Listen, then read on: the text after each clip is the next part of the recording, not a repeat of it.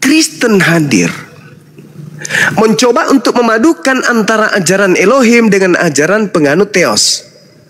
Sehingga apa yang muncul? Kebingungan. Masuk ke Indonesia ajaran itu semakin kacau. Contoh, saya ambil satu data. Kalau saya bertanya kepada saudara, pasti ada kekacauan di sana. Kekacauannya bukan hanya dalam kekacauan berpikir, bukan. Kekacauan konsep dan amburadulnya kemudian kepercayaan yang tidak memiliki pondasi kuat. 1 Korintus 8 nomor 6. Saya ingin tanya dulu kepada saudara. Menurut saudara, apakah Allah itu satu? Ya, setuju Bang, Allah itu Esa. Oke. Apakah Tuhan itu satu? Ya, setuju juga Allah itu satu. Apakah Allah dan Tuhan itu sama? Ya, dalam satu posisi ya sama, tapi dalam penjelasan lain juga bisa berbeda. Gitu ya. Tengoklah kan, tidak salah yang saya katakan, akan melahirkan kerancuan dan keamburadulan kepercayaan. Saya bacakan 1 Korintus 8 nomor 6. Namun bagi kita hanya ada satu Allah saja, yaitu Bapa. Satu Allah, yaitu Bapa. Berarti Yesus ini bukan Allah. Karena cuma ada satu Allah, yaitu Bapa. Kemudian, dan kita memiliki satu Tuhan saja, yaitu Yesus. Berarti Tuhan itu bukan Allah. Karena Tuhan itu cuma satu, yaitu Yesus doang. Dan cuma ada satu Allah, yaitu Bapa doang. Kalau Yesus ikut bergabung menjadi Bapa, berarti Allah itu menjadi dua. Kalau Bapa bergabung menjadi Tuhan, berarti Tuhan itu ada dua. Sedangkan Tuhan hanya satu, yaitu Yesus, dan Allah hanya satu, yaitu Bapa. Antara Bapa dan Yesus itu masing-masing berdiri. Satu adalah Allah, satu adalah Tuhan. Gak boleh bercampur aduk. Ibarat bensin dan air. Hanya ada satu botol bensin, yaitu yang dipakai motor. Hanya ada 1 liter air, yaitu yang diminum oleh Pak Bom-Bom. Tidak bisa kemudian dijadikan menjadi satu.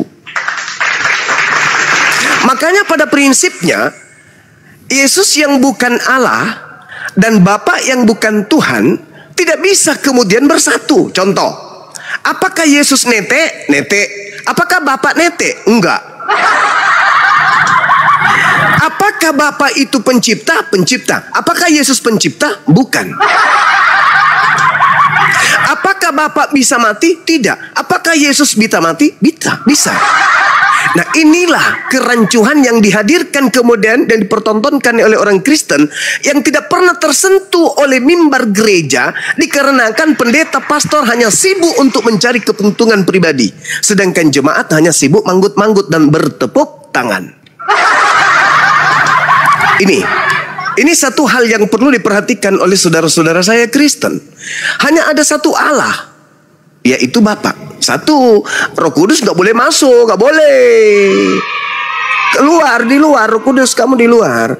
Yesus pun jangan masuk. Yesus duduk aja di kursi situ, nggak boleh. Nah, dan hanya ada satu Tuhan, yaitu Yesus. Bapa nggak boleh ikut-ikutan dong. Roh Kudus apalagi nggak boleh. Jadi gimana? Sekarang yang mana yang Kristen sembah? Allah atau Tuhan? Tuhan yang satu Yesus, Allah yang satu Bapa. Yang mana yang Anda tuhankan?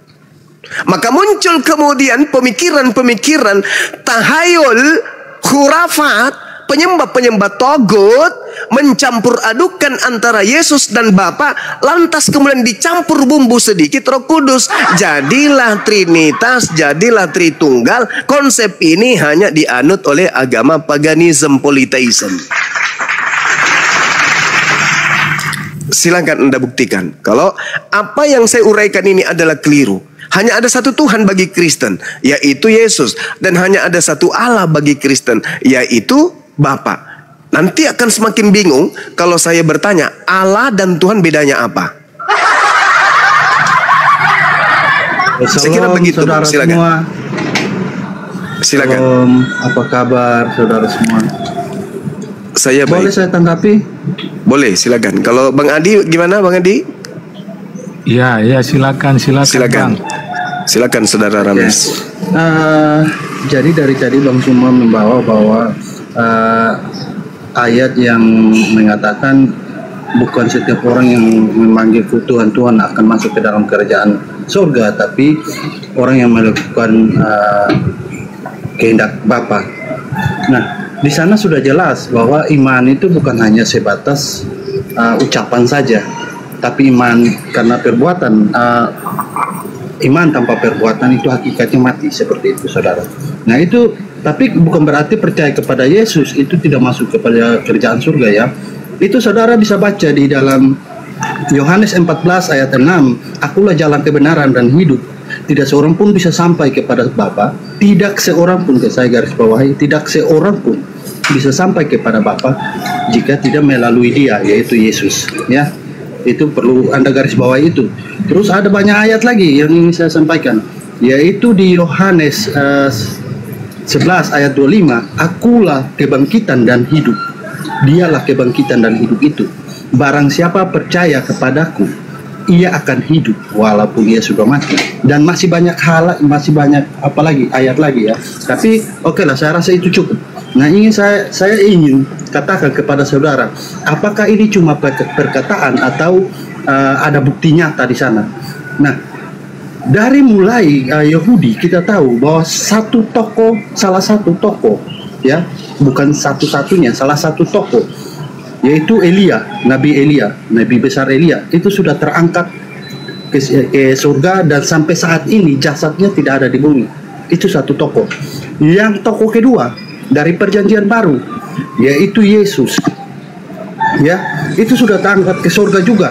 Yang apa itu Nabi Elia tercatat di 2 Raja-Raja pasal 2 ayat 11, dan Yesus tercatat di Lukas 24 ayat 15, di Markus 16 19. Itu dia terangkat ke surga dan sampai saat ini jasadnya tidak ada di bumi. Nah, pertanyaan saya, yang membawa wahyu terus sahabat-sahabatnya sampai zaman sahabat-sahabatnya dan seterusnya, adakah yang sudah terangkat? Kalau ada dalilnya di mana, saya minta. Terima kasih. Oke, ya menarik ya yang Anda uraikan ini. Yang pertama, Yesus itu adalah jalan, kebenaran, hidup. Masya Allah. Terima kasih Anda sudah mengakui Yesus itu jalan.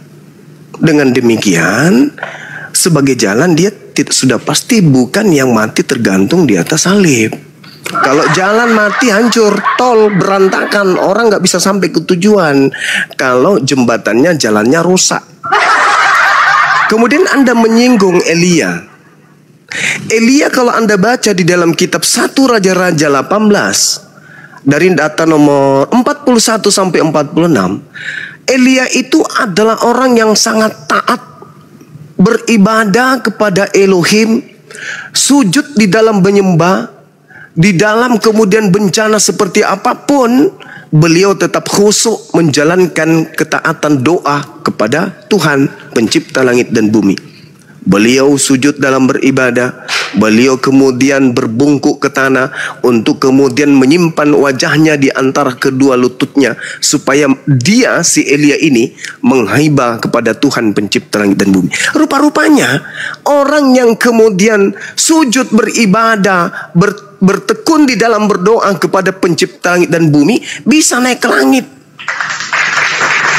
Begitu juga Yesus. Artinya apa yang dipraktekkan hari ini oleh orang Islam sudah ada lebih dulu yang menjadi contoh, dan orang-orang ini terangkat ke langit.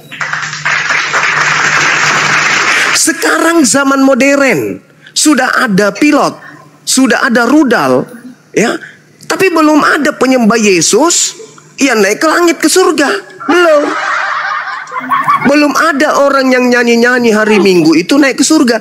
Tapi kalau orang yang sujud, memohon kepada yang memiliki langit dan bumi, sudah ada contohnya. Itu satu. Saya hanya ingin mengatakan kepada saudara, kalau Anda mengaku Yesus itu adalah jalan, mustahil Anda menjadi Kristen. Karena jalan yang ditunjukkan oleh Yesus bukan ke gereja.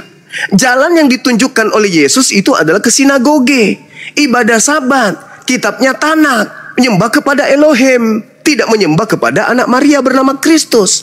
Kalau Anda mengikuti jalan Yesus, mustahil Anda jadi Kristen, saudara. Anda pasti menjadi praktisi Torah.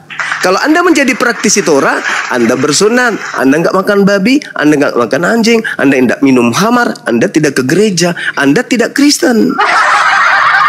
Jalan yang ditunjukkan oleh Yesus adalah Shema Israel Adonai Eloheinu Adonai Ahad. Jangankan Bani Israel, kepada iblis aja Yesus ajarkan, Yesus perintahkan untuk menyembah kepada Elohim saja. Sedangkan Kristen adalah satu kekuatan kelompok anak keturunan Adam yang mencoba untuk memblokade pencipta langit dan bumi, yaitu Elohim, agar bukan dia saja yang Tuhan, tetapi Kristus juga Tuhan. Jadi kekuatan yang digalang oleh anak keturunan Adam separuh, yaitu Kristen, berkongkong-kongkong mereka untuk menyatukan kekuatan, mengkudeta pencipta langit dan bumi dengan melantik anak manusia yang bernama Kristus itu sebagai Tuhan. Mengangkat derajatnya sehakikat dengan Tuhan pencipta langit dan bumi. Ini hanya disifati oleh penganut ajaran setan. Pencipta langit dan bumi itu tidak bisa diganggu gugat oleh siapapun. Mau dia manusia yang lahir tanpa ayah, tanpa ibu, tanpa kedua-duanya. Mau dia yang membangkitkan orang mati, sapi mati, kambing mati, ular mati, kucing mati. Mau dia yang bersunat pada hari ke-8, hari ke-9, hari ke-10. Mau dia yang membuka mata orang melihat, orang buta, orang tuli, orang bisu, orang conge, orang sumbing. Tidak ada peduli. Kekuatan pencipta langit dan bumi tidak akan pernah bisa diseterai oleh manusia. Meskipun namanya Kristus, Krastas, Spertus, Andrianus, tak ada manusia yang bisa setara dengan itu. Dan lagi-lagi Yesus mempersaksikan itu. Hidup kekal itu adalah mereka mengenal Engkau satu-satunya Elohim. Satu-satunya. Tak ada yang lain. Kamu Yesus gimana? Masa kamu enggak? Enggak. Aku hanya utusan. Titik. Jangan ditambahin, jangan dikurangin. Aku Mesias, aku utusan, aku Rasul besar, aku Nabi besar. Tapi bagi Bani Israel doang. Jangan ditambah-tambahin, apalagi diangkat menjadi Tuhan. Jangan. Jadi itu posisinya itu di situ, saudaraku. Jadi kalau kita berbicara mengenai keselamatan, maka poin yang diberikan kepada manusia oleh para nabi adalah mengimani Yesus yang lahir tanpa ayah, yang diberikan hikmat penginjilan kepada Bani Israel hanya sebagai rasul utusan Tuhan kepada Bani Israel. Titik. Percaya kepada keadaan itu, kata Yesus, hidup kekal itu adalah mereka mengenal Engkau satu-satunya Elohim dan mengenal aku sebagai utusan Elohim. Baru bisa mendapatkan hidup kekal. Ya mungkin Islam kagak, tetapi yang mau menghidupi dirinya hidup kekal menurut Yesus, percaya kepada dirinya sebagai utusan Tuhan dan percaya Tuhan Elohim satu-satunya Tuhan. Selesai. Itu kata Yesus. Kalau ada yang melebih-lebihkan itu, berarti itu sudah penyesat. Silakan. Oke, terima kasih ya. Terima kasih. Tadi saudara mengatakan bahwa Elia taat karena dia taat khusyuk kepada Tuhannya. Nah, Anda juga mengatakan Yesus karena dia adalah jalan kebenaran. Ya kan? Nah, apakah Tuhan Bapa tidak tahu kalau Yesus ini disembah sama orang, kok dia terangkat ke langit? Nah, tadi saya bertanya kepada saudara, seharusnya saudara tunjukkan kepada saya dong. Ya kan? Dalilnya di saudara bagaimana untuk menguatkan keimanan kita semua seperti itu. Nah, seharusnya saudara tunjukkan. Nah, oke lah, kita bergeser lagi ke tempat. Menurut saudara saya tempat beribadah. Nah, saudara mungkin tidak sempat membaca di Yohanes 4 ya. Yohanes pasal 4 itu sama seperti yang dikatakan oleh perempuan Samaria yang ketemu Yesus di sumur itu, yaitu di ayat 20-nya ya. Itu perkataan Bang Suma sama seperti itu. Nah, ini padahal Yesus sudah berkata bahwa Allah itu roh, Dan barang siapa menyembah dia, haruslah menyembahnya dalam roh dan kebenaran.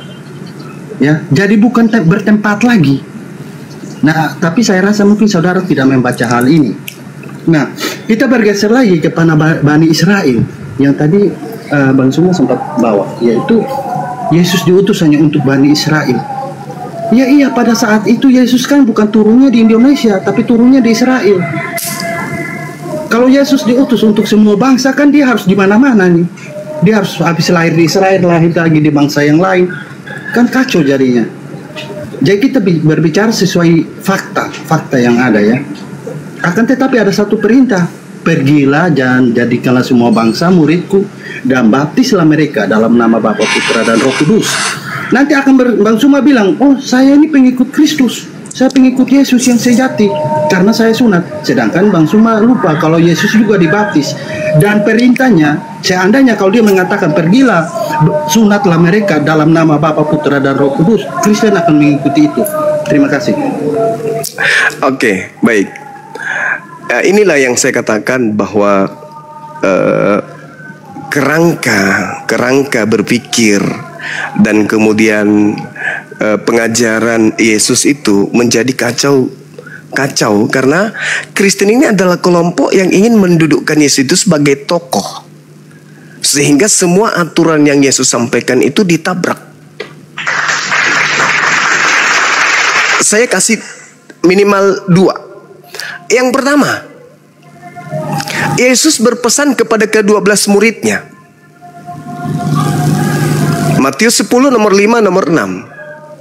Yesus berpesan kepada ke-12 muridnya agar jangan ke bangsa lain, melainkan pergilah ke domba-domba yang sesat dari umat Israel. Itu yang pertama. Dikuatkan pengakuan Yesus sendiri. Matius 15:24, aku diutus hanya kepada domba yang sesat dari umat Israel. Dikuatkan lagi doanya Yesus di dalam Yohanes 17:9, aku berdoa bukan untuk dunia, aku berdoa untuk mereka Bani Israel. Itu yang pertama. Yang kedua, kepada mereka domba-domba Israel, orang-orang pilihannya Yesus, Yesus berpesan, waspadalah kepada penyesat yang datang kepadamu dengan memakai nama Yesus dan berkata, akulah Kristus.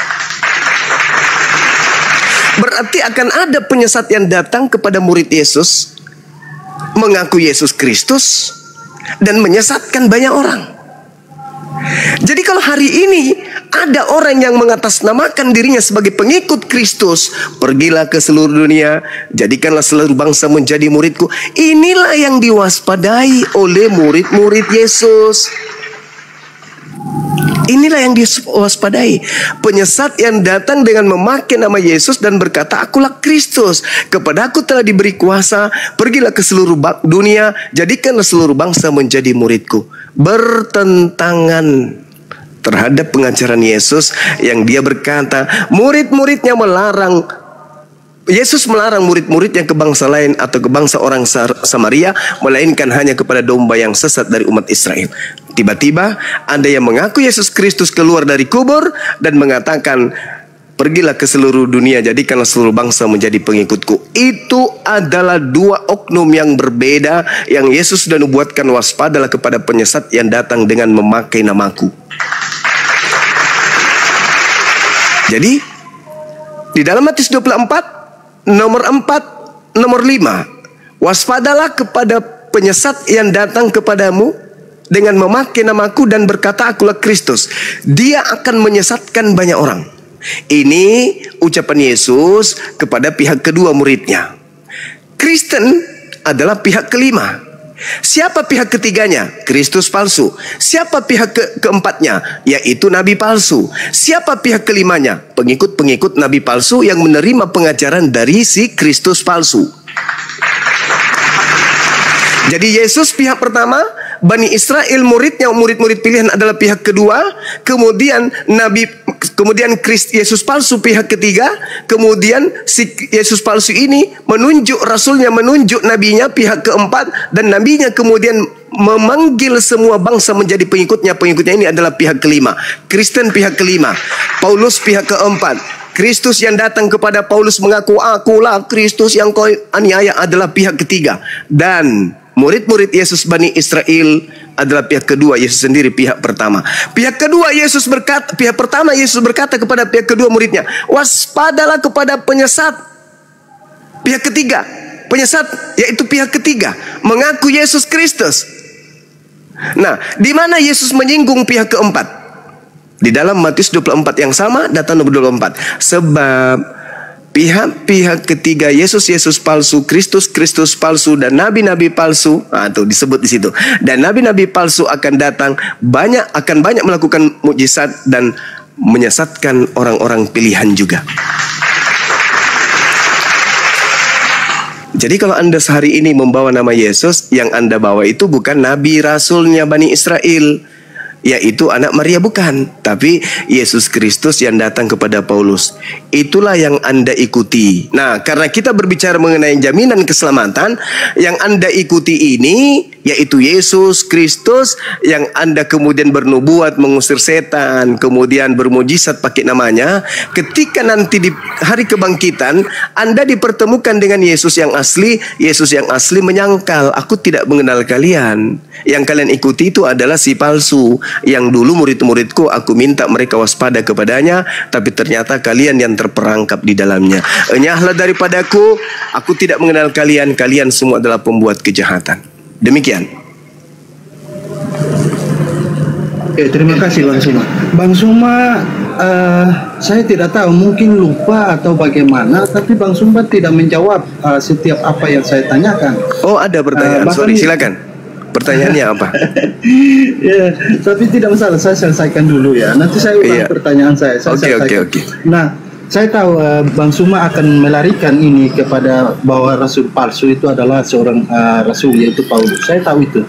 Jadi walaupun Bang Suma belum sempat sampaikan, tapi saya udah bisa terka ini jatuhnya kemana. Nah, oke, saya akan tunjukkan kepada saudara saya ya. Kita harus tahu bahwa kitab Kisah Para Rasul itu bukan ditulis oleh Paulus, ya, tapi ditulis oleh Lukas. Nah, bagaimana mungkin seseorang yang apabila dia palsu dan tidak diakui disahkan oleh rasul-rasul yang lain, mana mungkin mereka menulis tentang dia? Kita bisa lihat di Kisah Para Rasul itu waktu pertama kali itu di Kisah Para Rasul 7 ayatnya yang ke-58, ya kan? Itu di sana kita bisa lihat bahwa Paulus itu awalnya Saulus, dia adalah orang yang jahat. Jadi dia dulunya sebelum bertobat dia adalah orang yang jahat. Tapi kita bisa lihat pertobatannya dia di Kisah Para Rasul 9. Masih di kitab yang sama, Kisah Para Rasul 9 ayat 1 sampai 19. Nah, itu dia bertobat. Akhirnya dia bersama ini Barnabas. Itu di Kisah Para Rasul 19 ayat 19 sampai 30. Ya. Nah, dan banyak lagi. Ya, dan banyak lagi. Kita bisa lihat apa saja yang dilakukan Paulus setelah bertobat dan apa saja yang bisa dilakukan Paulus sebelum bertobat. Yaitu sebelum bertobat, Paulus itu seorang jahat, dia menganiaya pengikut Kristus dan dia tidak bermujizat, ya kan? Dia tidak bermujizat pada saat belum bertobat nih. Nah, setelah bertobat dia sudah bisa berbuat mujizat.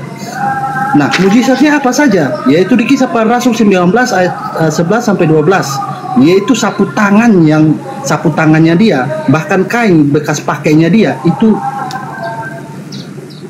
bisa menyembuhkan orang, bahkan berbagai penyakit seperti itu.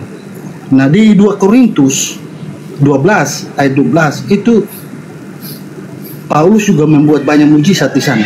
Ya, kita lihat di Kisah Para Rasul 14 ayat 8 sampai 10 itu orang lumpuh disembuhkan. Ya. Bahkan di Kisah Para Rasul 16 ayat 16 sampai 18 itu roh jahat dilepaskan. Ya, roh jahat, orang yang kerasukan itu dibebaskan. Mohon izin Bang Rames, kita langsung ke pertanyaan Abang aja. Apa yang mau Abang pertanyakan kepada Abang Suma, silakan Bang. Iya, saya selesaikan dulu. Terus di Kisah Para Rasul 16 ayat 26, di Kisah Para Rasul juga itu tentang penyihir ya, yang bahkan Paulus dengan perkataannya penyihir itu bisa buta. Nah itu kelebihannya. Apakah Tuhan ini tidak tahu bahwa seorang yang palsu bisa dikasih begitu banyak hal-hal yang luar biasa seperti itu? Nah, saya tadi bertanya kepada Bang Suma, seharusnya Bang Suma menjawab saya dong, ya kan? Seharusnya Bang Suma tunjukkan kepada saya datanya, bahwa adakah yang sudah terangkat ke surga atau ke langit lah, dan jasadnya tidak ada di bumi. Itu terhitung dari yang bawa wahyu. Karena tadi saya sudah bilang bahwa yang bawa wahyu yaitu Yahudi. Yahudi saya sudah akui. Karena apa? Yahudi kebenarannya salah satunya tokoh utama yaitu Nabi Elia, Nabi besar Elia sudah terangkat ke surga. Itu pertanyaan saya sangat sederhana. Bahkan di Perjanjian Baru itu tokoh utamanya adalah yang kita kenal, Tuhan Yesus Kristus, dan dia sudah terangkat ke surga. Jasadnya juga tidak ada di bumi. Dua-dua jasad tidak ada dan disaksikan. Nah, saya minta saudara saya ini tunjukkan kepada saya, mulai dari yang bawa wahyu di Bapak Imani sampai ke zaman sahabat-sahabat dan seterusnya, adakah yang sudah terangkat ke surga atau ke langit dan jasadnya tidak ada di bumi? Kalau ada, datanya di mana? Itu yang saya minta. Terima kasih. Oke, itu pertanyaannya. Al-Quran surah An-Nisa ayat 158. A'udzubillahi minasyaitonirrajim. Barrafa'ahullahu ilaihi wa kana Allahu azizan hakima. Yang terangkat ke langit itu Nabi Isa alaihi salam, Nabi kami yang datang ke tengah-tengah Bani Israel. Itu tanpa melalui kematian, lengkap jasad terangkat ke langit. Udah ya. Nah, kemudian ketika Anda menceritakan tentang mujizat-mujizat Paulus, justru menggenapi nubuatan.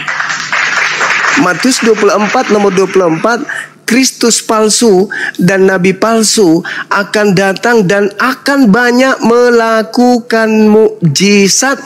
Sekiranya dengan mukjizat itu dia akan menyesatkan orang-orang pilihan juga.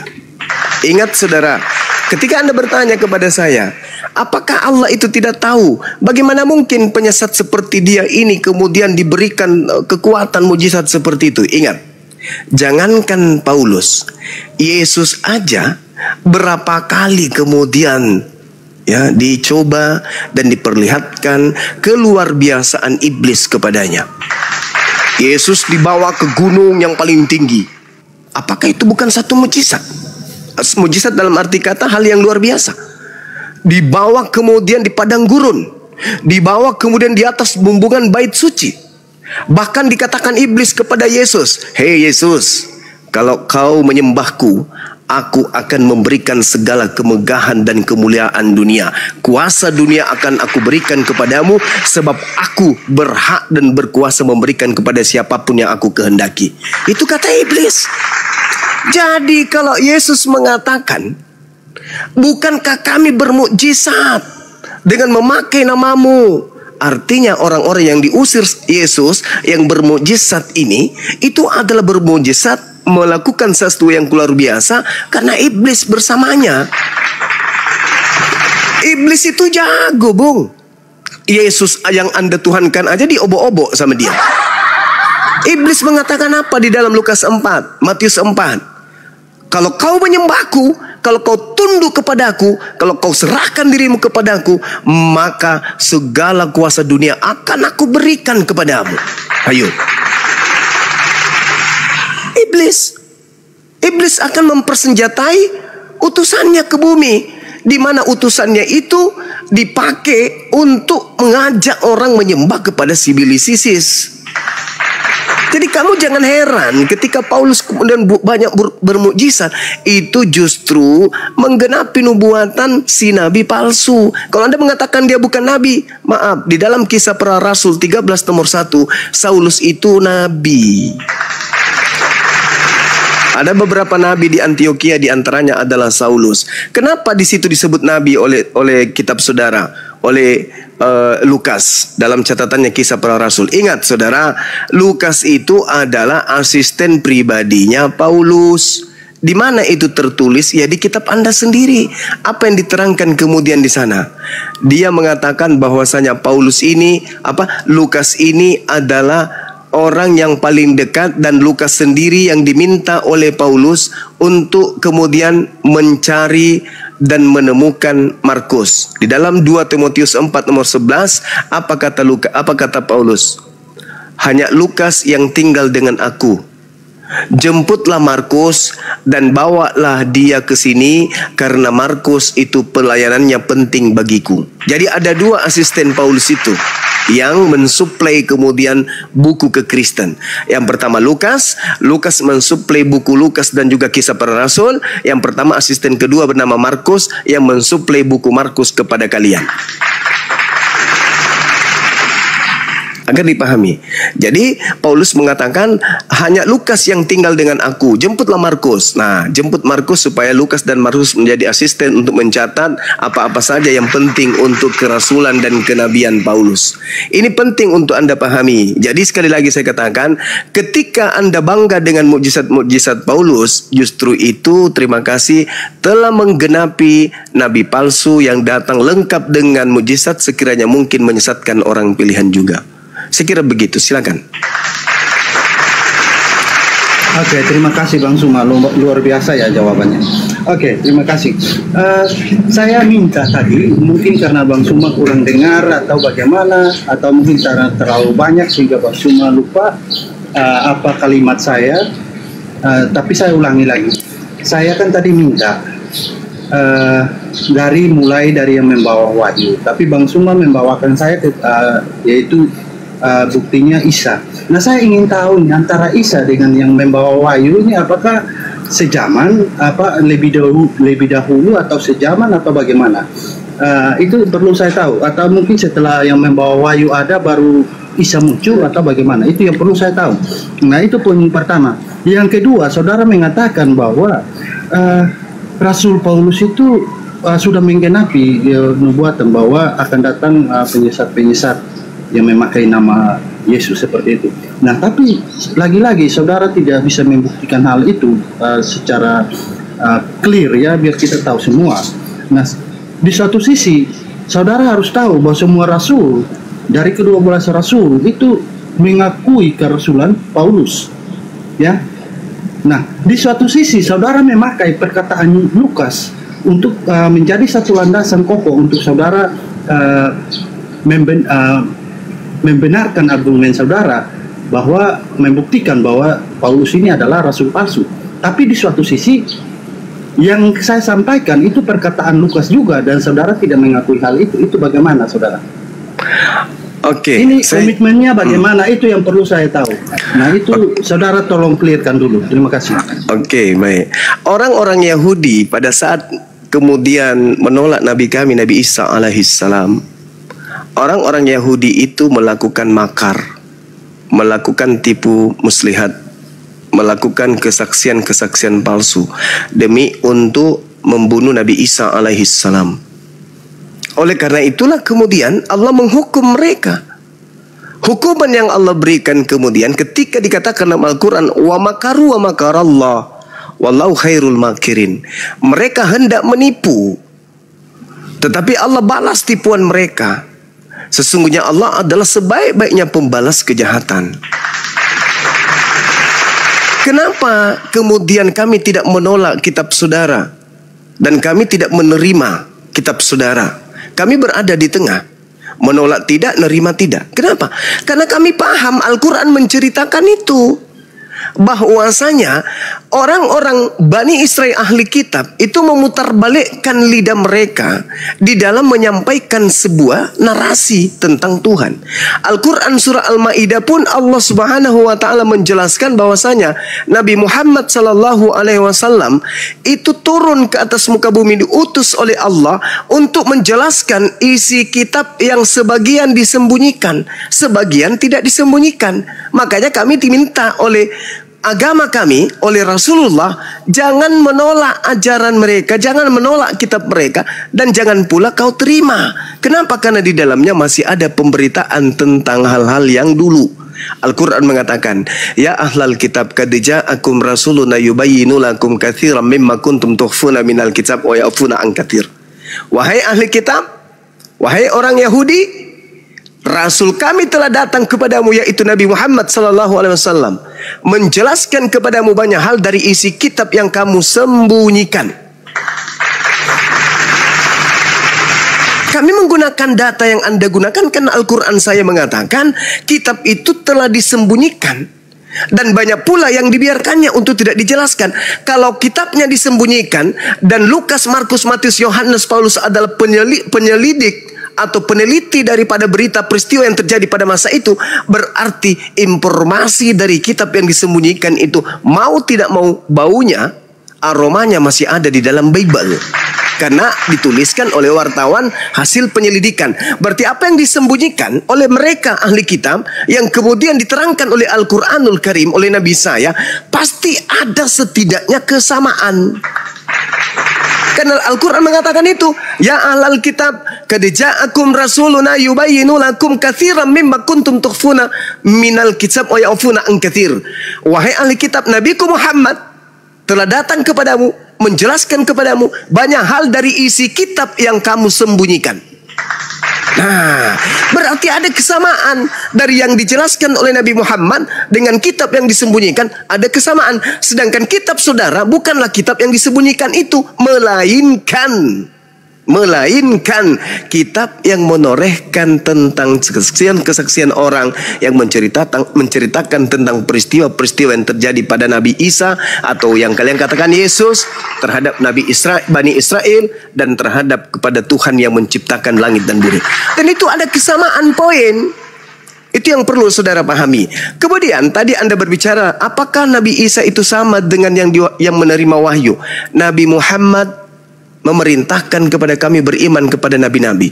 Tidak sempurna iman kami kalau kami tidak beriman. Kami beriman kepada Nabi Isa alaihissalam yang kalian sebut Yesus. Di dalam Al-Quran dikatakan barrafa'ahullahu ilaihi wa kana Allahu azizan hakima. Allah mengangkat Nabi Isa, Nabi kami. Anda kan bertanya siapa yang diangkat? Nabi Muhammad mengatakan Nabi kita, Nabi Isa alaihissalam itu diangkat. Lalu jauh daripada itu Al-Quran mengatakan apa?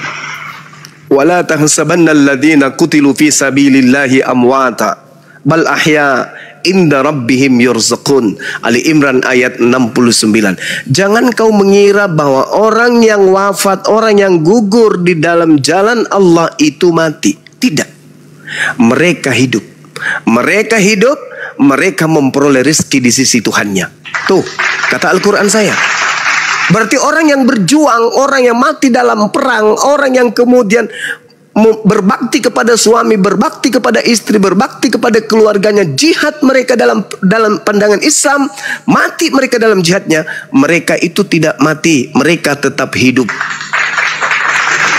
Berarti boleh saya katakan seluruh umat Islam yang sudah meninggal dunia itu masih hidup. Al-Quran yang mengatakan itu, surah Ali Imran ayat 169. Nah, sekarang saya ingin tahu dari saudara, karena ini berbicara mengenai keselamatan. Ada nggak jaminan keselamatan dari Yesus kepada orang yang hidup di luar Yahudi?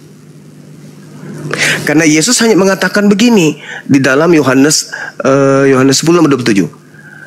Aku mengenal muridku, mereka mengenal aku.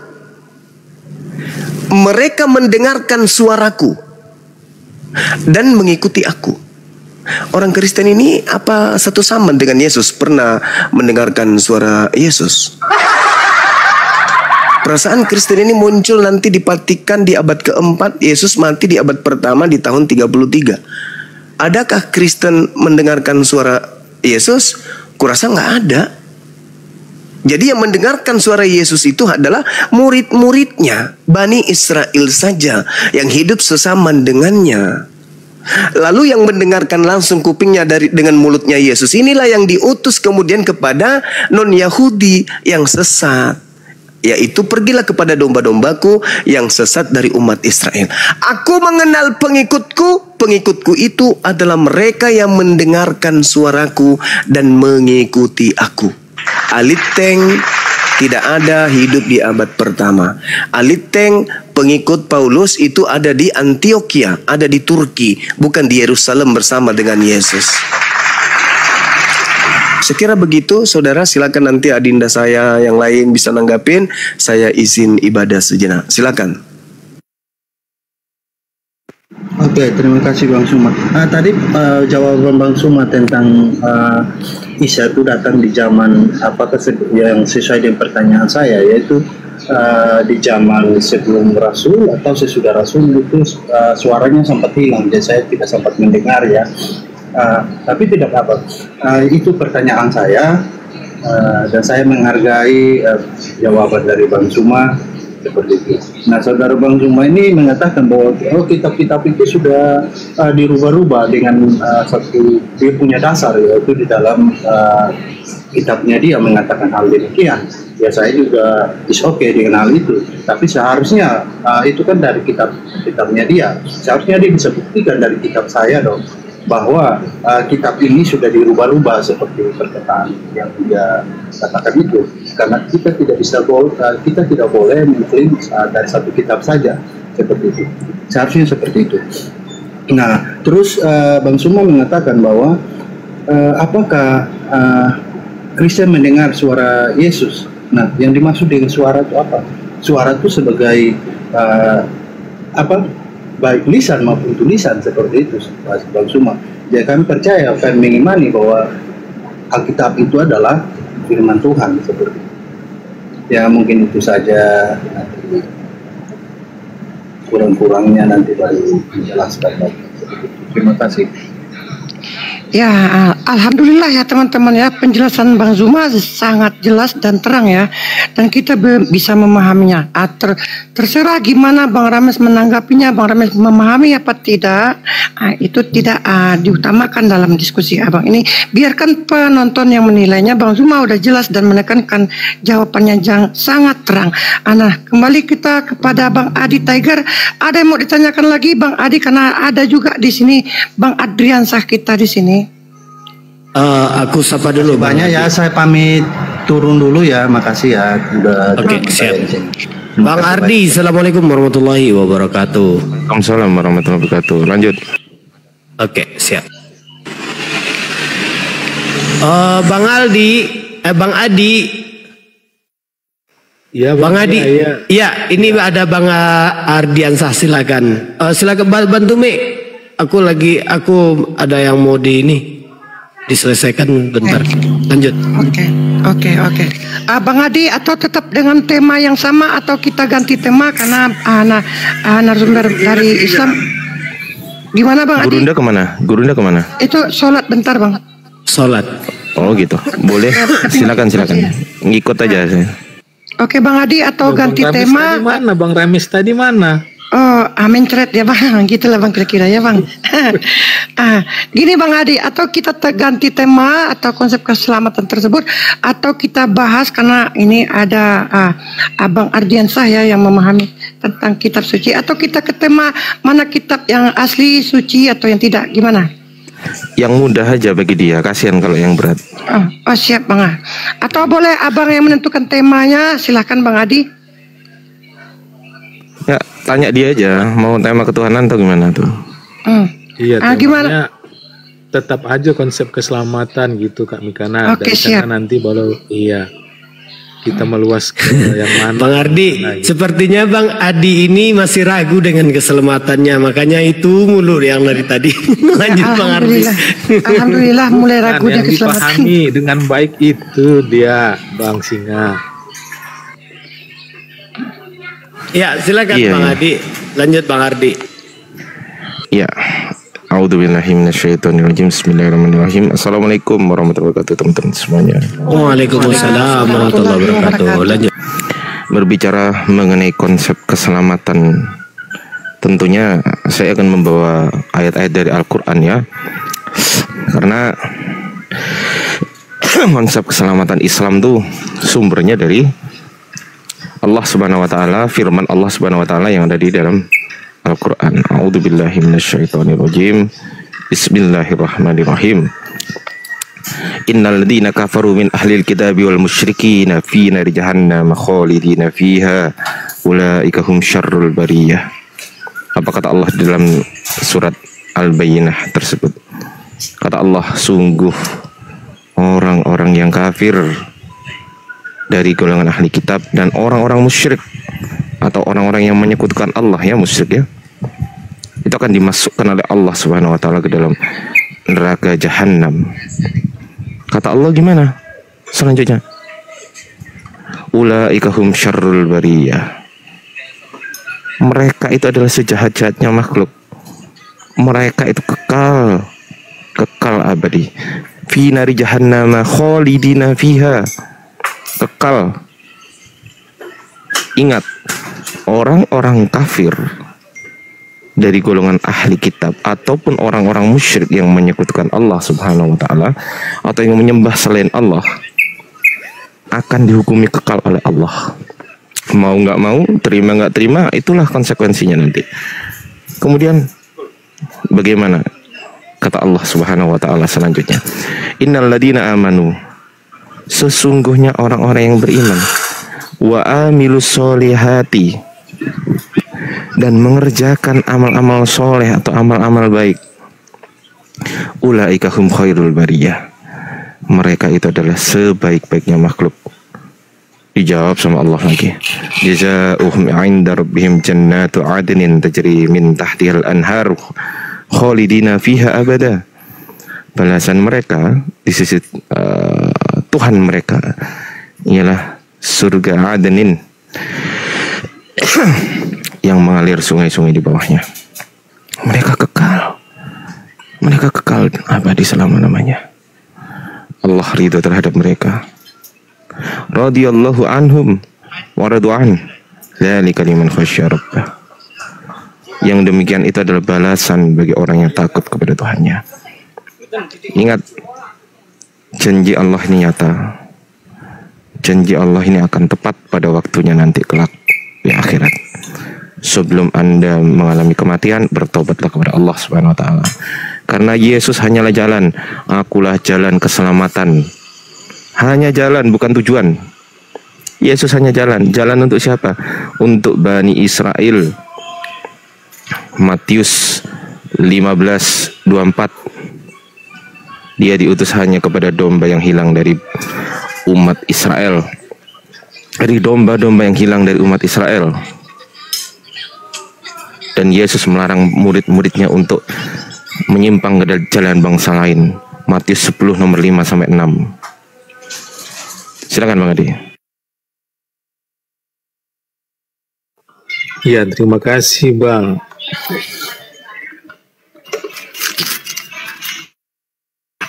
Ya, terima kasih untuk penjelasan Bang Andi. Ya, karena Abang telah menjelaskan konsep keselamatan menurut Al-Quran, saya juga akan menjelaskan konsep keselamatan menurut Alkitab. Jadi konsep keselamatan Bang Adi, bentar Bang Adi, mohon bentar Bang Adi, dicari posisinya yang nggak enak lagi, udah mulai putus-putus suaranya ya. Shalom, kalau gini Kak Mikana. Bagus Bang, lanjut Bang. Oke, terima kasih. Iya, konsep keselamatan menurut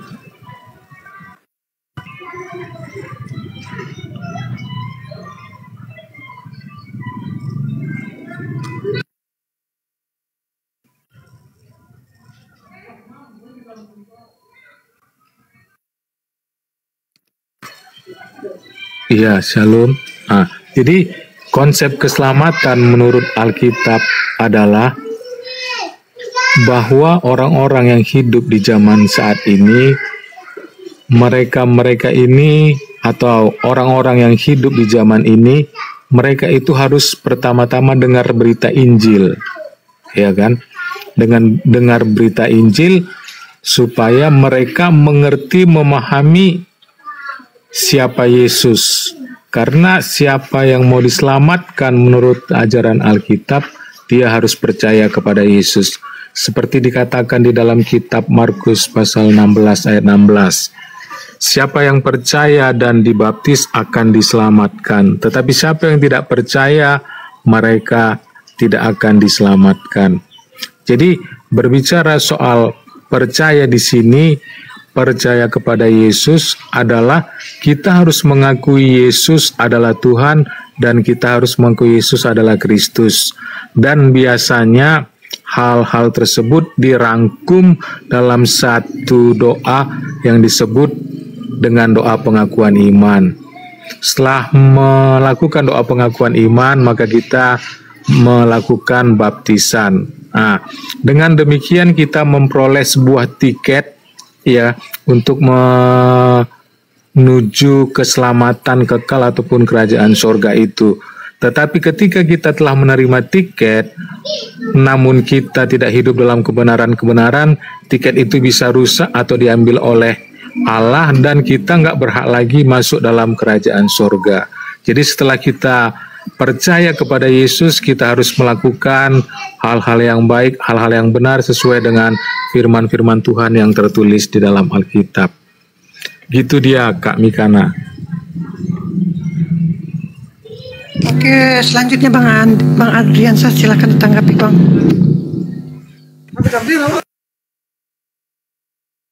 Udah kah?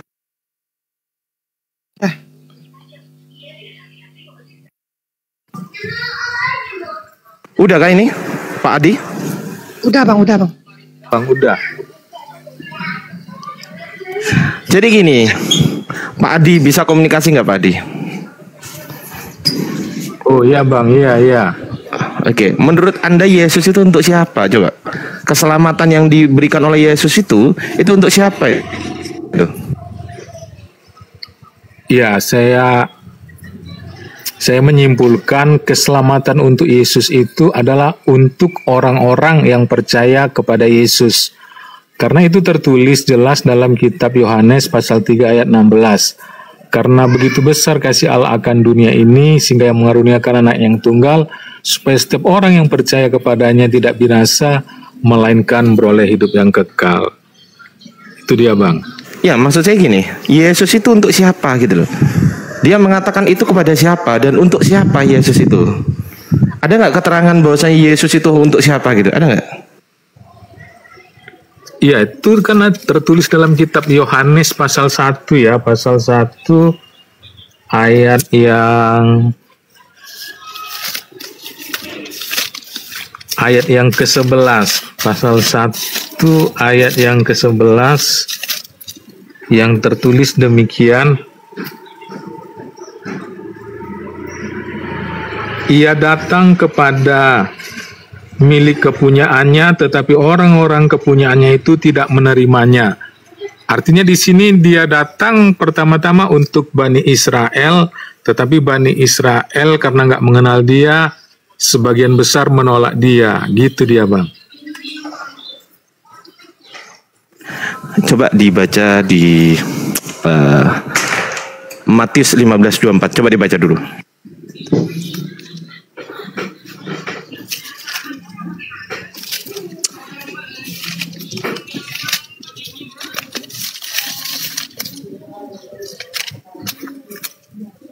Ya, Matius 15 ayat 24, demikian tertulis. Jawab Yesus, aku diutus hanya kepada domba-domba yang hilang dari umat Israel. Oke, pertanyaan saya, apa definisi hanya?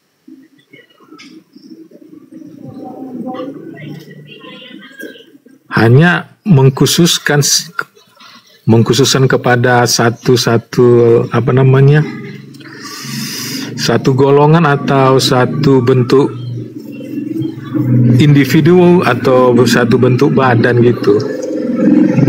Mungkinkah dia inkonsistensi?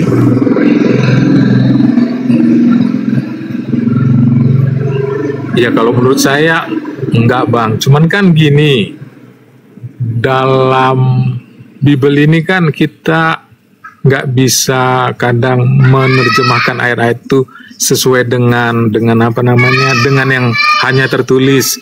Kita perlu juga memahaminya menurut ayat-ayat yang lain yang menunjang ayat tersebut, seperti yang ada dalam ayat. Berarti kontradiksi kesimpulannya. Sebenarnya nggak kontradiksi, tapi saling melengkapi gitu. Kalau saling melengkapi, kalau saling melengkapi itu saling membantah nggak? Biasanya enggak, Bang, biasanya. Oke, kalau tidak dibantah berarti Matius 15:24 itu mau dibantah nggak? Enggak, maksudnya dilengkapi dengan Yohanes pasal 3 ayat 16 tadi kan? Bukan itu pertanyaan saya. Pertanyaan saya bukan itu. Matius 15:24 itu mau dibantah atau mau dibantah atau enggak itu? Matius 15:24. Kalau saya bilang mau dijelaskan gitu aja, Bang. Kalau membantah kayak mana ya? Dijelaskan itu menggugurkan isi dari Matius 15:24 atau tidak menggugurkan? Iya, kalau saya tetap apa itu tadi, tetap apa namanya? Tetap pada prinsip untuk melengkapi, untuk menyempurnakan. Nah, gitu dia, Bang. Bukan itu pertanyaan saya. Pertanyaan saya bukan itu. Pertanyaan saya, Matius 15:24 ini mau digagalkan atau enggak gitu loh? Enggak kan? Ya, jelas enggak lah, Bang. Enggak, oke. Kalau tidak digagalkan berarti fix ya, Yesus diutus hanya, ada tertulis hanya untuk domba-domba yang hilang dari Bani Israel, betul ya? Hanya ya? Ada tertulis hanya nggak itu? Iya, ada. Oke, hanya. Nah, kan? Nah, kenapa kok harus cuman dan kenapa harus ada tapi, Bang? Ayolah jujur, jangan gitu, Bang. Iya, jujur. karena kan butuh penjelasan. Sederhananya kan gitu dia. Itu sudah sangat jelas, itu gamblang sekali itu penjelasan Yesus itu. Gini, itu yang diterangkan oleh Yesus itu sudah sangat jelas. Semua orang udah ngerti itu. Aku diutus hanya untuk domba-domba yang hilang dari umat Israel. Semua orang udah tahu itu. Itu. Tapi kan ada ayat selanjutnya, Bang. Ayat selanjutnya membantah ayat itu nggak? Kalau membantah ayat itu berarti kita simpulkan dia tidak konsisten. Tapi kalau ayat itu untuk menjelaskan, misal ada ayat lain untuk menjelaskan, tetapi bukan untuk membantah ayat itu, oke, clear kita. Berarti tetap kan ayat itu, betul nggak? Iya, betul. Ya sudah. Kalau tetap berarti saya tanya sekarang, Yesus untuk Bani Israel atau bukan? Iya, Bani Israel. Oke, pertanyaan saya, ada berapa suku Bani Israel? 12. Anda termasuk yang mana? Iya, kalau dari Indonesia belum ada termasuk lah, Bang. Oke, berarti Anda tidak termasuk yang dimaksud oleh Yesus ya? Iya, dalam ayat tersebut. Ya, betul. Ayat tersebut kan tidak bertentangan dengan ayat lain, betul? Betul? Iya, cuman kan perlu ada cuman lagi. Cuman itu, kata tapi itu bantahan, Bang. Iya, maksudnya gini loh, Bang. Kan? Karena ayat-ayat dalam Alkitab itu kan kadang nggak bisa berdiri sendiri dan oh, ini menyepelekan Yesus ini namanya ini. Ini apa ini? Aduh. Kemana, Pak? Coba dibaca untuk menguatkan, coba baca Matius 10 ayat 5 sampai 6. Coba dibaca.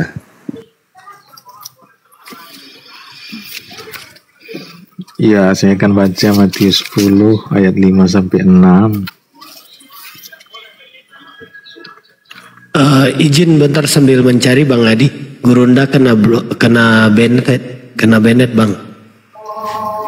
Loh, kok bisa, Bang? Iya, karena ada oten di bawah, Bang. Oh, iya. Bentar kita sapa dulu satu-satu ya yang baru masuk. Selamat sore, Bang Remi. Bang Remi, Islam apa Kristen nih, Bang Remi? 3 kali disapa nggak menjawab, diturunkan ya, Bang Remi ya. Bang Remi, Islam apa Kristen? Bang Remi. Oh, nggak tahu. Lanjut. Silakan dibaca, Bang Adi.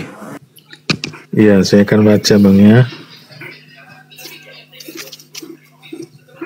Matius 10 ayat 5 dan 6.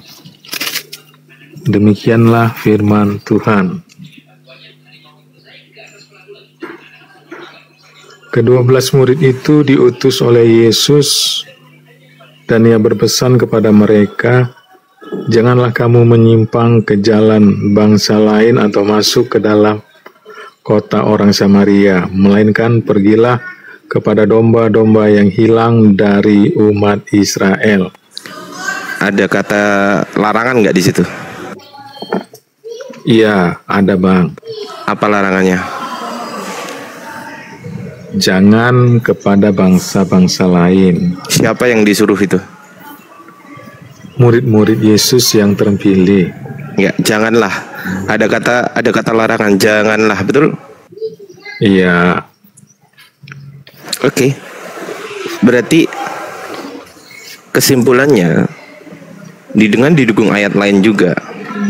Kesimpulannya Yesus diutus bukan untuk bangsa lain, tetapi hanya kepada domba yang hilang dari umat Israel. Ingat, di situ ada domba yang hilang. Domba yang hilang dari umat Israel. Domba itu apa? Domba itu Bani Israel. Anda bukan termasuk domba, Bung. Anda tidak termasuk yang disebut Yesus. Anda bukan Bani Israel. Anda tidak termasuk dalam jalan keselamatan yang disediakan oleh Yesus. Kenapa? Karena sudah dimateraikan oleh Yesus untuk selamat. Di mana ayatnya? Coba baca Wahyu 7 nomor 4, Bang. Silakan Bang Adi.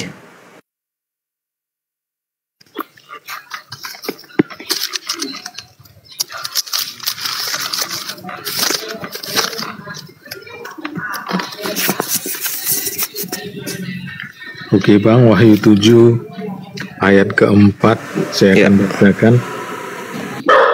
Dan aku mendengar Ada si bom-bom lagi. Di mute si bom-bomnya. Oke, selamat sore Kang Beu.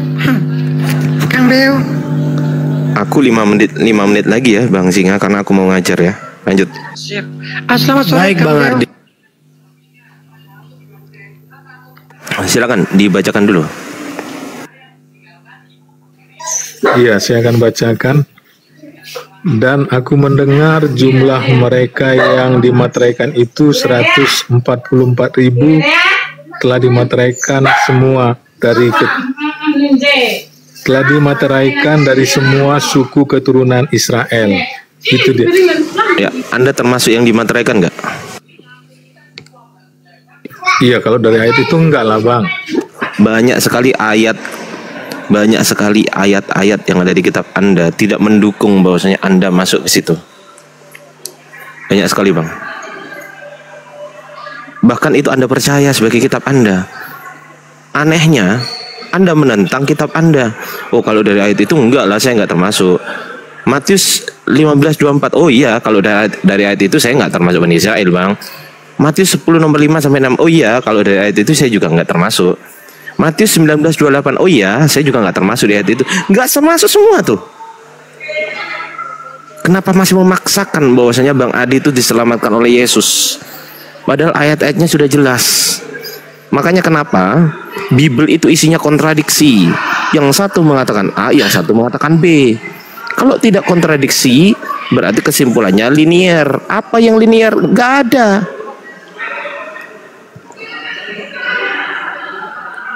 Enggak ada. Di satu sisi mengatakan A, di satu sisi mengatakan B. Coba baca Matius 28 ayat 19. Pergilah ke segala bangsa dan beritakanlah Injil kepada segala bangsa dan jadikanlah mereka dan baptislah mereka dalam nama Bapa, Putra dan Roh Kudus. Bayangkan, di satu sisi di Matius 10 nomor 5 sampai 6 Yesus mengatakan hanya untuk janganlah ke bangsa lain. Tapi di Matius 28 Yesus menyuruh ke bangsa lain. Ini gimana ini? Ayo berpikir. Tak kasih tahu Bang Adi ya. Matius 28 ayat 16, 17, 18, 19, 20 itu adalah ayat yang ditambahkan pada abad keempat. Di abad ketiga ayat itu nggak ada. Abad kedua ayat itu nggak ada. Abad pertama ayat itu nggak ada. Itu ditambahkan di abad keempat di Kodeks Sinaiticus dan Kodeks Vatikanus tertua itu. Coba dipahami, nggak mungkin Yesus itu mengingkari atau membantah perkataannya sendiri. Itu aja dari saya. Kurang lebihnya saya mohon maaf. Saya izin mute dulu karena saya izin ngajar ya. Bang Adi, Bang Singa, assalamualaikum warahmatullahi wabarakatuh. Waalaikumsalam warahmatullahi wabarakatuh. Oke, Bang Zakel, Islam apa Kristen, Bang Zakel? Bang Zakel, 1, 3. Oke. Ya uduhu na ya uduhu. Bang Adi gimana Bang Adi? Ya, Mau diperpanjang masalahnya apa gimana nih? Jadi Yesus masih Tuhan ya? iyalah Bang. Iya. Kalau Yesus Tuhan, Bapak siapa itu Bang? Gimana Bang? Kalau Bapak siapa itu? Tuhan juga? Ya kita jawabnya harus pakai konsep Tritunggal Bang, supaya kita jangan. Iya pakai dalil, nggak pakai dalil. Konsep Tritunggal itu ada nggak sih di Bible? Sehingga abang membutuhkan konsep itu gitu loh. Nggak pakai Bible abang menjawab. Iya, dasar-dasar firman Tuhannya nggak ada Bang, cuman pemahaman. Diada-adain aja ya, diada-adain ya. Ini Tepuk tangan. Bang Adi. Sebetulnya Bang Adi ya harus memahami lagi ya. Sebetulnya konsep Tritunggal itu tidak ada di Bible ya. Kenapa? Karena konsep Tritunggal itu diciptakan oleh seorang manusia yang namanya Tertullianus ya. Dan konsep Tritunggal itu adanya di abad kedua. Dialah yang membuat Allah itu menjadi tiga dalam satu pribadi, tiga pribadi dalam satu hakikat. Dalam bahasa Latinnya una substantia personae. Betul nggak Bang? Bang Adi? Ya. Betul nggak? Kayaknya kurang tepat Kak. Karena gini dia kan, kalau kita nggak masuk ke dalam konsep Tritunggal, maka kita seperti banyak orang memahami Tuhan itu menjadi tiga. Coba abang terangkan satu ayat aja yang mana konsep Tritunggal itu yang masuk logisnya. Iya, kalau saya sendiri memahaminya lebih enak dari 1 Yohanes pasal 5 ayat 7 sampai 8 dia kan. Coba abang bacakan. Bentar ya, saya carikan.